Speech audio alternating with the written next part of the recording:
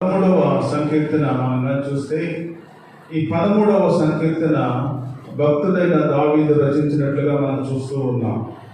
భక్తుడైన దావీదు సంకీర్తన రచిస్తూ ఈ సంకీర్తనలో దేవుని అడుగుతూ ఉన్నాడు. దేవుని సన్నిధిలో దేవుని అడుగుతూ ఉన్నాడు. చక్కగా మనం కానీ చూసినట్టుగైతే ఆయన ఒకే ఒక పొరపాటు తన జీవితంలో ఒకే ఒక తప్పు చేసినప్పుడు ఆ తప్పుల గురించి దేవుని సన్నిధిలో ఆయన అంగలారుస్తూ ఉన్నాడు. దేవుని సన్నిధిలో మొరపెడుతూ ఉన్నాడు. దేవుని సన్నిధిలో ఆయన చక్కగా దేవుణ్ణి అడుగుతూ ఉన్నాడు. ప్రేమైనటువంటి దేవుని బిడ్డలారా, అక్కడ చూసినట్టుగైతే 1వ వచనంలో యెహోవా ఎన్నాళ్ళ వరకు నన్ను మరిచిపోవదు, నిత్యము మరిచెదవా, నాకెంత కాలము విముఖుడవైందువు, ఎంతవరకు నా మనసులో పగలంతయు దుఃఖాక్రాంతుడనైందును, ఎంతవరకు నా శత్రువు నా మీద తన్ను హెచ్చించు కొనును. చక్కగా ఈ 1-2 చరణాల్లో మనం కానీ చూసినట్లయితే దేవుని సన్నిధిలో దావీదు భక్తుడు అడుగుతూ ఉన్నాడు. ఎందుకు దేవుడు ఆయనను మరిచిపోయాడు? ఎందుకు దేవుని సన్నిధిలో మరి దేవుడు ఆయనను మరిచిపోయాడు, ఆయనను ఎందుకు జ్ఞాపకం చేసుకోలేదు అని మనం కానీ ఒక్కసారి పరిశీలన చేసినట్లయితే ప్రేమైనటువంటి దేవుని బిడ్డలారా, దేవుని సన్నిధిలో బ్రతుకుతూ ఉన్న మనము, దేవుని సన్నిధిలో నడుస్తూ ఉన్న మనము, దేవుని సన్నిధి కొరకు మనము పాటుపడుతూ ఉన్న మనము, దేవుని సన్నిధిలో బ్రతుకుతూ ఉన్న మనము, దేవుని కొరకు మనము జీవించాలి.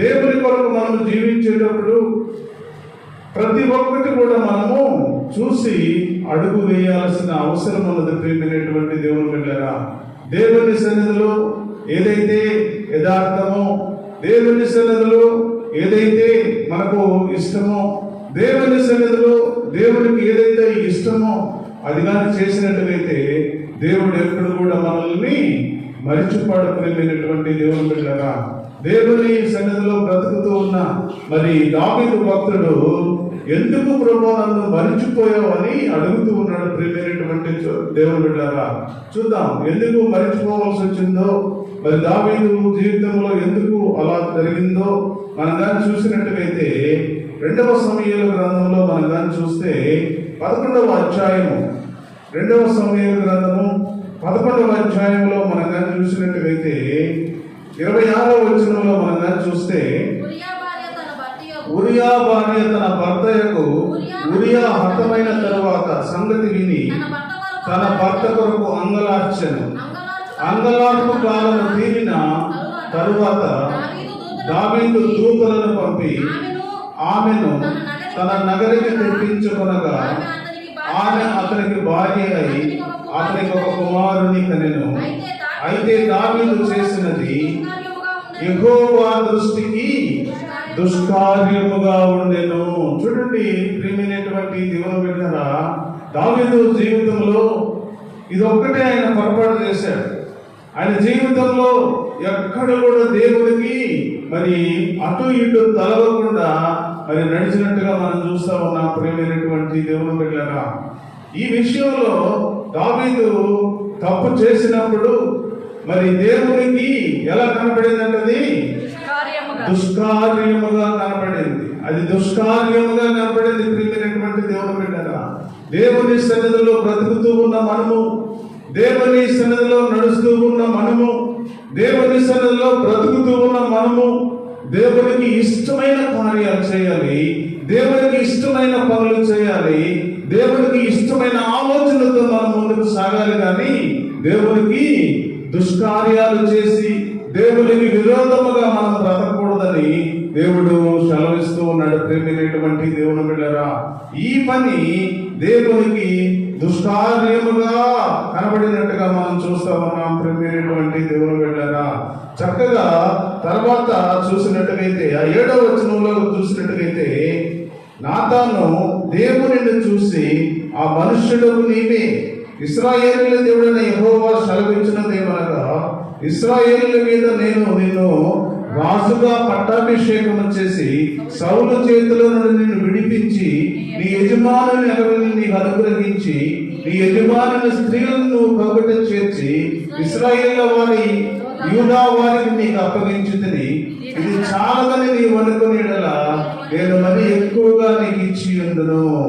నీవు యెహోవా మాటను తృణీకరించి ఆయన దృష్టికి చెడుతనము చేసితవేమి అని మరి ప్రవక్త అయిన నాతాను దావీదుని హెచ్చరిస్తూ ఉన్నాడు. ప్రేమైనటువంటి దేవుని బిడ్డలారా, నీకు కావాలంటే నీకెంతో ఇచ్చేవాడిని, నీకు కావాలంటే నీకెంతో ఇవ్వగలిగిన సామర్థ్యం నాకున్నది, నువ్వెందుకు ఇలా చేశావు? దేవుని దృష్టిలో ఒక దుష్కార్యాన్ని నువ్వు చేసావని మరి నాతాను ప్రవక్త మరి దావీదుని హెచ్చరిస్తూ ఉన్నాడు. ప్రేమైనటువంటి దేవుని బిడ్డలారా, ఇది జరిగిన తర్వాత దావీదు జీవితంలో దేవుడు కొన్ని దినాలు ఆయనను మరిచిపోయినట్టుగా మనం చూస్తా ఉన్నాం.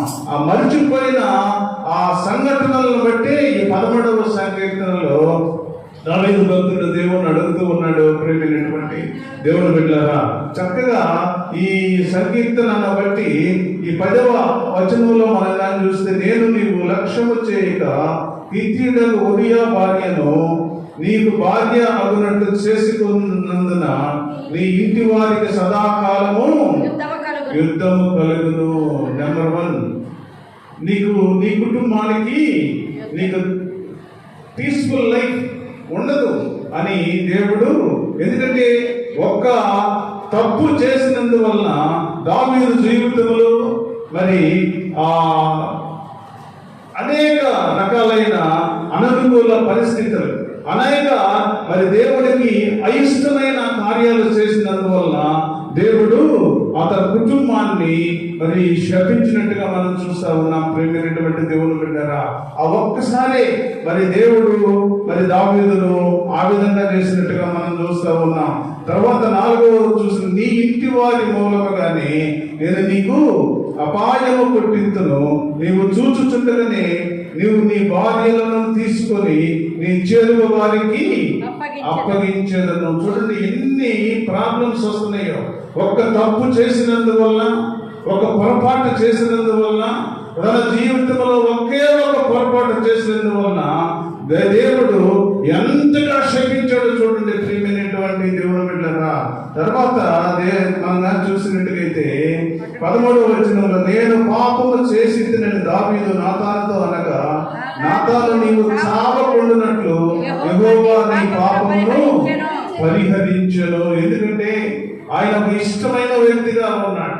ఆయన ఒక ఇష్టమైన వ్యక్తిగా ఉన్నప్పుడు ఒకే ఒక పాపం చేసినప్పుడు దావీదు దేవుని దగ్గర పాదాల దగ్గరకు వచ్చి అడిగి, అయ్యా నేను తెలియక పాపం చేశాను ప్రభువా, అయ్యా నా జీవితాన్ని మార్చు ప్రభువా, ఇక నా జీవితంలో ఎన్నడూ కూడా నేను పాపం చేయను ప్రభువా, అయ్యా నా జీవితంలో ఇష్టపడాలన్న కడుగు ప్రభువా అని ఆయన ప్రార్థన చేసినట్టుగా మనం చూస్తా ఉన్నాం. అందుకనే ఈ 13వ వచనంలో అంటున్నాడు, నేను పాపము చేసి నేను దావీదు నాతానుతో అనగా, నాతాను నీవు చావకుండునట్లు యెహోవా నీ పాపమును పరిహరించెను.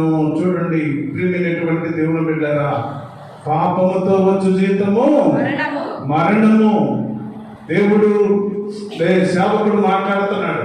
దేవుని సేవకుడు మాట్లాడుతూ అన్నాడు దావీదుతోటి, నువ్వు చచ్చిపోవలసింది, అసలు నువ్వు చావకుండునట్లు దేవుడు నీ పాపమును పరిహరించాడు, ఇకనైనా జాగ్రత్తగా బ్రతుకు అని హెచ్చరిస్తూ ఉన్నాడు. ప్రియమైనటువంటి దేవుని బిడ్డలారా, మనం కూడా దేవుని సేవకుడు హెచ్చరించినప్పుడు, దేవుని సేవకుడు హెచ్చరికలు మనం చేసినప్పుడు, మనం కానీ నా కోసమే అని అనుకోకుండా మనం కానీ సరిదిద్దుకోగలిగితే దేవుని సన్నిధిలో దేవుడు నిన్ను ఆశీర్వదిస్తాడు. తర్వాత తన జీవితంలో దేవుని సన్నిధిలో నాతాను ప్రవక్త మరి దావీదుని హెచ్చరించినప్పుడు, దావీదును మాట్లాడినప్పుడు, దావీదుతో ఆయన నీ పాపాన్ని గురించి ఒప్పించినప్పుడు, ఆయన తన జీవితంలో దావీదును ఉన్నతమైన స్థితిలోకి దేవుడు తీసుకెళ్లిన ప్రియమైనటువంటి దేవుడు బిడ్డలారా, ఎప్పుడంటే తన నాతాను ప్రవక్త మాటలకు ఎప్పుడైతే లోబడ్డాడో, లోబడినప్పుడు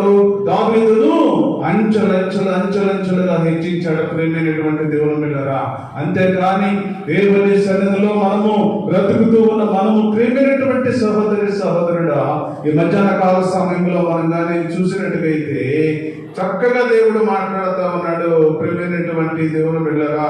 తర్వాత ఈ 16వ వచనంలో కూడా మనం కానీ చూస్తే, యెహోవా ఉరియా భార్య దావీదుకు కన్న బిడ్డను మొత్తినందున అది బహుగా జబ్బుపడెను. దావీదు ఉపవాసం నుండి లోపలికి పోయి రాత్రి అంతయు నేలయుండి బిడ్డ కొరకు దేవుని ప్రతిమాలిగా ఆ బిడ్డ చనిపోయాను.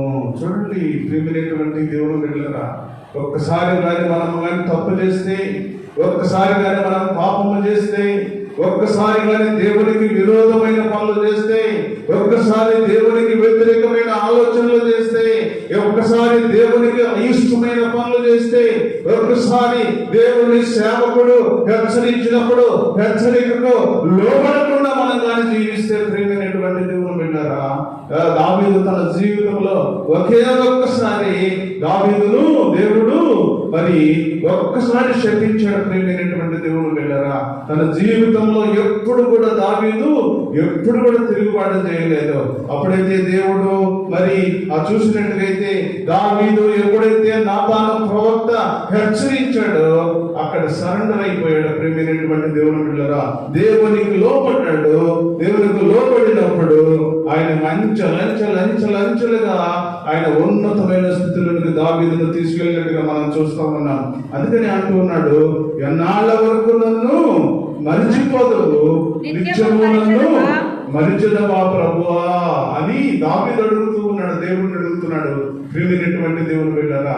తర్వాత తన జీవితంలో మనం కానీ చూసినట్టుగైతే దావీదు దేవుని పాదాల దగ్గరికి వెళ్ళి కన్నీరు కార్చి కన్నీటితో ప్రార్థన చేసి, అయ్యా ఈ పాపము నుండి నన్ను బయటకు తీసుకురా ప్రభువా, అయ్యా ఈ శ్రమతో నన్ను కడుగు ప్రభువా, అయ్యా నన్ను పరిశుద్ధులుగా చేయ ప్రభువా, అయ్యా నాకు పరిశుద్ధ జీవితం నేర్పు ప్రభువా, అయ్యా పరిశుద్ధత నాకు నేర్పు ప్రభువా, ఇక నుండి ఎప్పుడు కూడా నీకు వ్యతిరేకంగా చేయను ప్రభువా, ఎప్పుడు కూడా నీ మాట విని నీకు లోబడే మనసు నాకు కలిగించు ప్రభు అని ప్రార్థన చేసినప్పుడు ఆయన పాపములను పరిహరించి ఆయనకు ఉన్నతమైన స్థితి దేవుడు దయచేసినట్టుగా మనం చూస్తా ఉన్నాం ప్రియమైనటువంటి దేవుని బిడ్డలారా.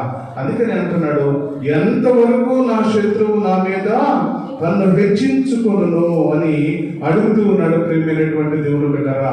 దేవుని సన్నిధిలో బ్రతుకుతూ ఉన్న మనము ఎప్పుడు కూడా దేవునికి లోబడి, దేవుని ఆలోచనకు లోబడి మనం కానీ జీవిస్తే దేవుడు నిన్ను హెచ్చిస్తాడు, దేవుడు నిన్ను ప్రేమిస్తాడు, దేవుడు ఒక ఉన్నతమైన స్థితిలోకి తీసుకెళ్తాడు. నిన్ను ఎక్కడి నుంచి అంటే దావీదు తన జీవితంలో ఒక లేని స్థితిలో ఉన్న దావీదును ఒక ఉన్నతమైన సింహాసనం మీద కూర్చోబెట్టి ఆయన బ్రతుకు దినములన్నిటినీ కూడా దేవుడు ఆయన హెచ్చించినట్టుగా మనం చూస్తా ఉన్నాం ప్రియమైనటువంటి దేవుని బిడ్డలారా. అలాగా హెచ్చించబడాలి అంటే, అలాగా ఒక ఉన్నతమైన ఆలోచనలతో బ్రతకాలి అంటే, అలాంటి ఉన్నతమైన స్థితి నీకు కలగాలి అంటే ప్రియమైనటువంటి సహోదరుడా, దేవుని మాటకు లోబడాలి, దేవుని సేవకుడి మాటకు లోబడాలి, దేవుని వాక్యానికి లోబడాలి, దేవుని వాక్యాలను పాటించాలి, దేవుని ఆజ్ఞలతో నువ్వు ఏకీభవించి ఆజ్ఞల ప్రకారం నువ్వు నడుచుకున్నట్టుగైతే దేవుడు నిన్ను ప్రేమిస్తాడు, దేవుడు నిన్ను ఆశీర్వదిస్తాడు, దేవుడు నీకు ఉన్నతమైన స్థితి దేవుడు దయచేసి దాన్ని దేవుడు సిద్ధంగా ఉన్నాడు ప్రియమైనటువంటి దేవుని బిడ్డలారా. 3వ చరణం మనం చూస్తే, యెహోవా నా దేవా నా మీద దృష్టి ఉంచి నాకు ఉత్తరం ఇమ్ము, నేను మరణ నిద్ర నొందకుండాను వాని గెలిచితినని నా శత్రువులు చెప్పుకొనకుండాను నేను తూలిపోయి ఉండగా నా విరోధులు హర్షింపకుండాను నా కన్నులకు వెలుగు నిమ్ము, వెలుగుని ప్రభువా. అయ్యా నేను మరణించకూడదు ప్రభువా, అయ్యా నీవు నా మీద దృష్టి ఉంచు ప్రభు అని ప్రార్థన చేస్తా ఉన్నాడు ప్రియమైనటువంటి దేవుని బిడ్డలారా. చక్కగా దేవుని సన్నిధిలో బ్రతుకుతూ ఉన్న మనము, దేవుని సన్నిధిలో నడుస్తూ ఉన్న మనము, దేవుని కొరకు మనం ప్రార్థన చేసినట్టుగైతే, దేవుని కొరకు మనం జీవించినట్టుగైతే, దేవుని ఆలోచనతో మనం ఏకీభవించి నడిచినట్టుగైతే ప్రేమైనటువంటి దేవుని బిడ్డలారా, ఎల్లప్పుడూ దేవుడు నిన్ను ఆశీర్వదిస్తాడు, ఎల్లప్పుడూ దేవుడు నిన్ను ప్రేమిస్తాడు, ఎల్లప్పుడూ దేవుడు నిన్ను మంచి స్థితిలో ఉంచుతాడు ప్రేమైనటువంటి దేవుని బిడ్డలారా. అందుకే నేను చూసినట్టుగైతే, యెహోవా నా దేవా, నా మీద దృష్టి ఇచ్చి నాకు ఉత్తరమేమో, నేను మరణ నిద్ర పొందకుండా వారిని గెలిచినని నా శత్రువులు చెప్పుకొనకుండాను, నేను తూలిపోయి ఉండగా నా విరోధులు హర్షించకుండాను నా కృతులకు వెలుగు నిమ్ము అని ప్రార్థన చేస్తా ఉన్నాడు ప్రేమైనటువంటి దేవుని బిడ్డలారా. చూడండి, దానియేలు గ్రంథంలో మనం కానీ చూసినట్టుగైతే, దానియేలు గ్రంథంలో మనం కానీ చూస్తే ప్రేమైనటువంటి దేవుని బిడ్డలారా, ఒక మాట ఉంది, చూసుకుందాం. దానియేలు గ్రంథము 6వ అధ్యాయంలో ఒక మాట ఉంది. 6వ అధ్యాయం 1వ వచనములో చూసినట్టుగైతే, తన రాజ్యం అంతటి పైన అధిపతులుగా ఉండుటకై 120 మంది అధిపతులను నియమించుటకు దర్యావేషునకు ఇష్టమాయను. వారిపైన 3 ప్రధానులుగా నియమించును. ఆ ముగ్గురిలో దానియేలు ముఖ్యుడు. రాజులకు నష్టము కలగకుండాట్లు ఆ అధిపతులు తప్పకుండా వీరికి లెక్కలు అప్పగింపవాలని ఆజ్ఞయించను. ఈ దానియేలు అతి శ్రేష్టమైన బుద్ధి గలవాడై ప్రధానులలోను అధిపతులలోను ప్రఖ్యాతి నొంది ఉండెను కనుక రాజ్యమంతటి మీద అతన్ని నియమించుకోవాలని రాజు ఉద్దేశించెను. అందుకు ఆ ప్రధానులు అధిపతులు రాజ్యపాలన విషయంలో దానియేలు మీద ఏదైనా ఒక నింద మోపవలన నుండి తగిన హేతువు వరకు కనిపెట్టుచుండిరి. చూడండి ప్రియమైనటువంటి దేవుని బిడ్డలారా, దానియేలు జీవితంలో మనం కానీ చూస్తే, దానియేలు ఒక బానిసగా పట్టబడి ఆ బబులోను దేశానికి తీసుకెళ్లిన తర్వాత అక్కడికి వెళ్ళినా కూడా ఆయన దేవుని సన్నిధిలో ప్రార్థించడం మానుకోలేదు ప్రియమైనటువంటి దేవుని బిడ్డలారా. ఆయన ప్రార్థిస్తూనే ఉన్నాడు, ఆయన ప్రార్థన చేస్తూనే ఉన్నాడు, దేవుని కొరకు కనిపెడుతూనే ఉన్నాడు ప్రియమైనటువంటి దేవుని బిడ్డలారా. మరి అలాంటి స్థితిలో మరి ఎక్కడో బానిసగా ఉండాల్సిన వ్యక్తి మరి దేవుని సంకల్పము చొప్పున ఒక ఉన్నతమైన స్థితిలోకి తీసుకొచ్చినప్పుడు మరి అక్కడ ఉన్న మరి ఆ దానియేలు మీద, అందుకు ఆ ప్రధానులను అధిపతులను రాజ్యపాలన విషయంలో దానియేలు మీద ఏదైనా ఒక నింద మోపవల నుండి అతని హేతువు కొరకు కనిపెట్టుచూ ఉండేది. ఏదైనా ఒక తప్పు మోపాలి. ఎందుకంటే ఒక బానిసగా ఉన్న వ్యక్తి, ఒక బానిసత్వం చేసే వ్యక్తి మన మీద పరిపాలించడం ఏంటి అని చెప్పి వాళ్ళు దానియేలు మీద ఒక నింద మోపాలని చూస్తా ఉన్నారు ప్రియమైనటువంటి దేవుని బిడ్డలారా. దానియేలు మీద నింద మోపాలి అంటే దానియేలు దేవుని ఆత్మ కలిగిన వాడు, దానియేలు ఆత్మతో నడిచే వ్యక్తి ప్రియమైనటువంటి దేవుని బిడ్డలారా. దానియేలు జీవితంలో ఎప్పుడు కూడా ఏ తప్పు కూడా చేయని వ్యక్తి ప్రియమైనటువంటి దేవుని బిడ్డలారా. అలాంటి వ్యక్తికి మీద నింద మోపవాలని చూస్తూ ఉన్నారు ప్రియమైనటువంటి దేవుని బిడ్డలారా. ఆయన రోజుకు సుమారు ప్రార్థన చేసే వ్యక్తి ప్రియమైనటువంటి దేవుని బిడ్డలారా. దేవుని సన్నిధిలో ఆయన ప్రార్థన చేస్తూనే ఉంటాడు ఎప్పుడు కూడా. అందుకని ఆయన మీద ఏమి నింద మోపాలని చూస్తూ ఉన్నాడు. చూస్తే ప్రియమైనటువంటి దేవుని బిడ్డలారా, అందుకని దేవుని సన్నిధిలో ఆయన మరి ఒక పెద్ద విగ్రహాన్ని పెట్టి, ఈ విగ్రహానికి ఒక 30 రోజుల లోపల ప్రతి ఒక్కరు కూడా దీనికి నమస్కారం చేయాలి. నమస్కారం చేయకపోతే సింహంలో పడేస్తామని చెప్పేసి రాజు ఆజ్ఞ వారు ఇప్పించినట్టుగా మనం చూస్తా ఉన్నాం ప్రియమైనటువంటి దేవుని బిడ్డలారా.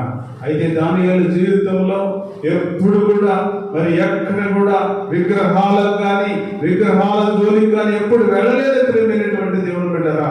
అయినా కూడా పెట్టారని చెప్పి ఇంటికి వెళ్ళి దేవుని సన్నిధిలో ప్రార్థన చేస్తూ ఉన్నాడు ప్రియమైనటువంటి దేవుని బిడ్డలారా.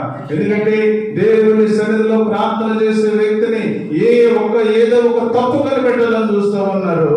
అప్పుడు ఆయన తన జీవితంలో దేవుడు సన్నిధిలో ఆయన ప్రార్థన చేస్తూ ఉన్నప్పుడు ఆయనని తీసుకొచ్చి రాజు దగ్గర కూర్చోబెట్టారు ప్రియమైనటువంటి దేవుని బిడ్డలారా. అయ్యా, నువ్వు పెట్టిన ప్రతిమకు మొక్కకుండా ఈయన ప్రార్థన చేస్తూ ఉన్నాడు, తన దేవుడికి ప్రార్థన చేసుకుంటూ ఉన్నాడు అని చెప్పినప్పుడు ఆయన తీసుకెళ్లి సింహాల పొంలో పడేశారు. ప్రేమైనటువంటి దేవుని బిడ్డలారా, సింహాల పొంలో పడేసినా కూడా ఆయన కొరకు మరి దేవుని దూత వచ్చి ఆయన్ని కాపాడినట్టుగా మనం చూస్తా ఉన్నాం. అందుకని అంటున్నాడు ఇక్కడ, యెహోవా నా దేవా, నా మీద దృష్టి ఉంచి నాకు ఉత్తరమిమ్ము, నేను మరణ నిద్ర నొందకుండాను వారిని గెలిచితురని నా శత్రువులు చెప్పుకొనకుండాను నా కన్నులకు వెలిగిమ్ము ప్రభువా. శత్రువులందరూ ఏకమైపోయారు. శత్రువులందరూ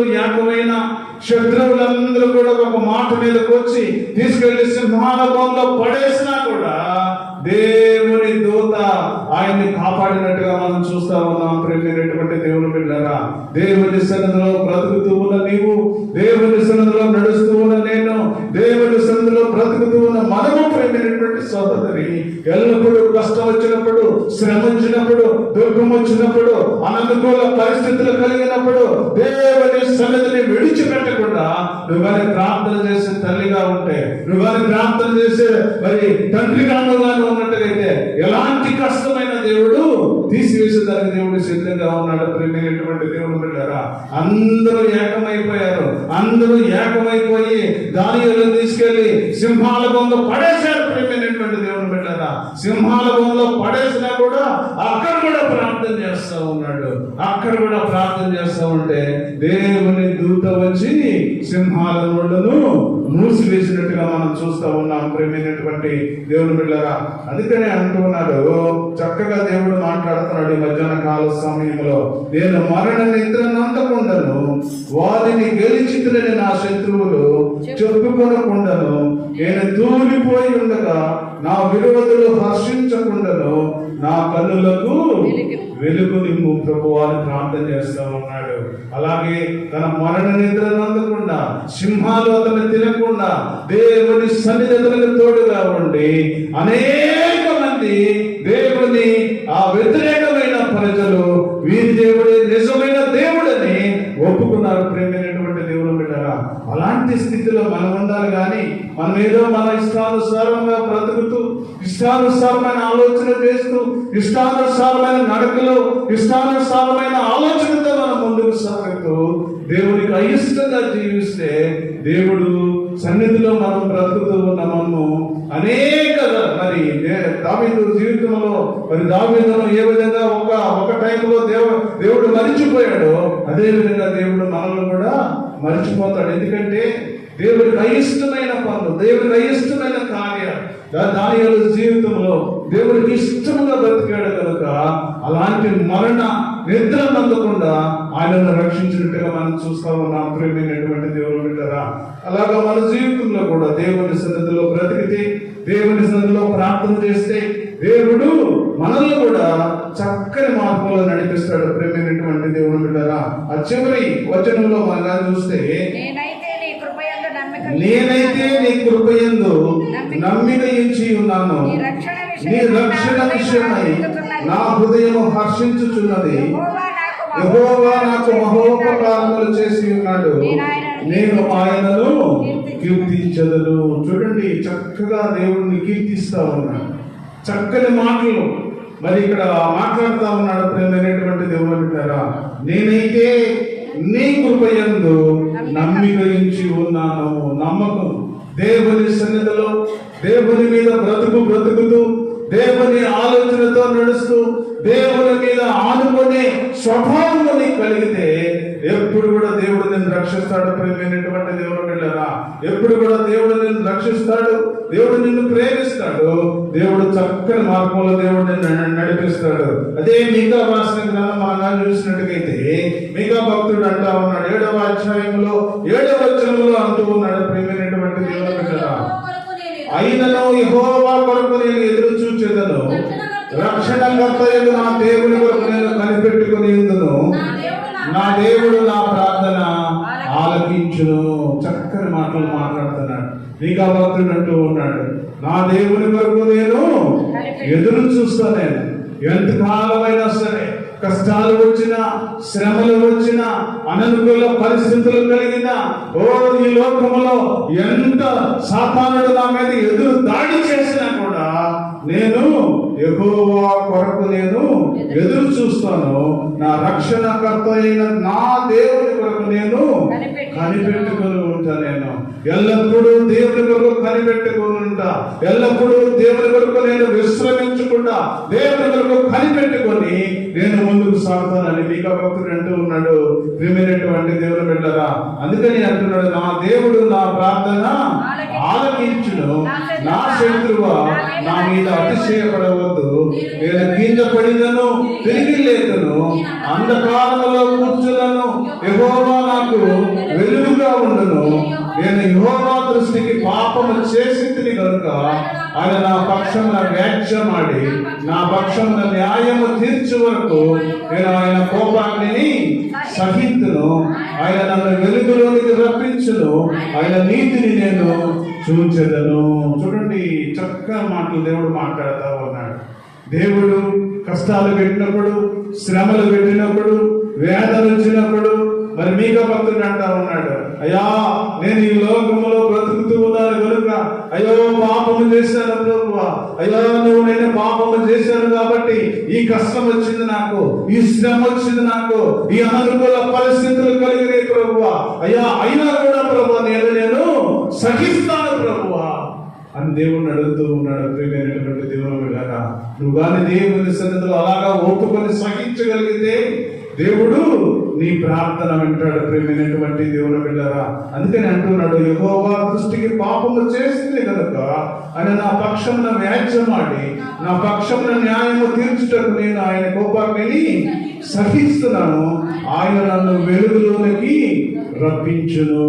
నువ్వు అని సహించగలిగితే, నువ్వు గాని దేవుని సన్నిధిలో ఆయన కోపాగ్నిని నువ్వు గాని ఒప్పుకోగలిగితే, అయ్యా నాకు వచ్చిన కష్టం, నాకు వచ్చిన శ్రమ, నాకు వచ్చిన దుఃఖము, నాకు వచ్చిన అనానుకూల పరిస్థితులు ఇది నా వల్లే జరిగింది ప్రభువా అదిగా నువ్వు ఒప్పుకొని దేవుని సన్నిధిలో మరి దేవుడిని అడగగలిగితే దేవుడు నిన్ను వెలుగులోనికి నడిపిస్తాడు. ప్రియమైనటువంటి దేవుని బిడ్డలారా, దేవుడు నిన్ను ఆశీర్వాదంలోకి నడిపిస్తాడు. దేవుడు నీకు ఉన్నతమైన స్థితిలోకి నడిపిస్తాడు. దేవుడు నిన్ను ఆశీర్వాదకరమైన దినాలకు నడిపిస్తాడు.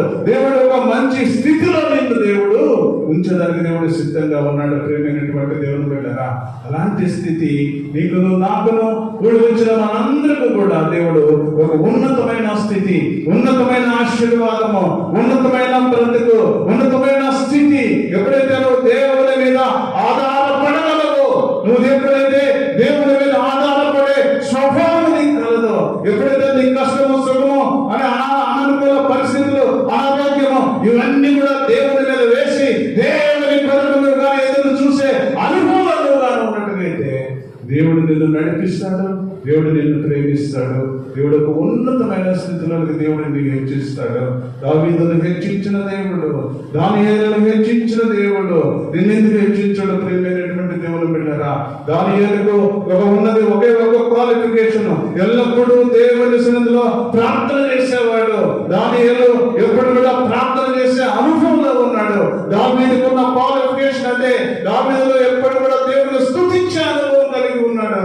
అందుకని వారిద్దరిని కూడా దేవుడు ఒక ఉన్నతమైన స్థితిలో దేవుడు కూర్చోబెట్టాడు. ప్రియమైనటువంటి దేవుని బిడ్డలారా, నీకు, నీ కుటుంబానికి, నీ బిడ్డలకు ఒక ఉన్నతమైన స్థితి రావాలి అంటే, ఉన్నతమైన ఆలోచన రావాలి అంటే, ఉన్నతమైన ఆశీర్వాదంలోకి రావాలి అంటే నువ్వు ఎల్లప్పుడూ ప్రార్థన చేసే తల్లిగా, ఎల్లప్పుడూ ప్రార్థన చేసే తండ్రిగా, ఎల్లప్పుడూ ప్రార్థన చేసే అనుభవంలో నువ్వుగా ఉన్నట్టుగైతే దేవుడు నిన్ను రక్షిస్తాడు, దేవుడు నిన్ను ప్రేమిస్తాడు. దేవుడు నీకు ఉన్నతమైన స్థితిలో దేవుడు నిన్ను హెచ్చించి నిన్ను, నీ కుటుంబాన్ని, నీ బిడ్డలను, సంఘాన్ని మరి దేవుడు ఒక ఉన్నతమైన స్థితిలో ఉంచేదానికి దేవుడు సిద్ధంగా ఉన్నాడు. అట్టి కృప మనందరికీ దేవుడు కలిగించునుగాక. చిన్న ప్రార్థన చేసుకుని మనం ముందుకు వెళ్దాం.